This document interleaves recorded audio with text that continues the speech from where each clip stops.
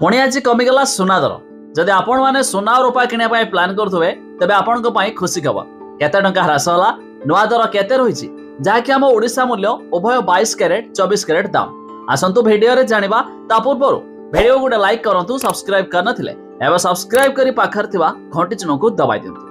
तबे जानि रखंतु आम ओडिशा मूल्य अर्थात राजधानी भुवनेश्वर रे आज सुना 10 ग्राम पिछा 1200 टंका ह्रास देखा मिली तेबे शुद्ध सुना 24 कैरेट दाम अर्थात प्योर गोल्ड रो दाम रही 1,12,280 टंका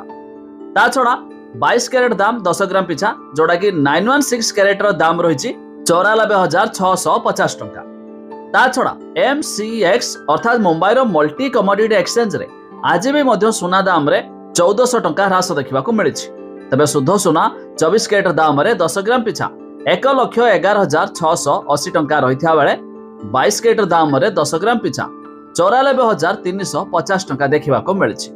आईपरी दिल्ली रो सरफा बाजार रे आज भी मध्य सुना आंशिक मात्रा रे ह्रास देखा मिली तेबे शुद्ध सुना 24 कैरेट दाम रे 10 ग्राम प्रति 1,12,370 टंका रही बेले 22 कैरेट दाम रे 10 ग्राम पिछा 94,750 टंका देखा मिली आज दर में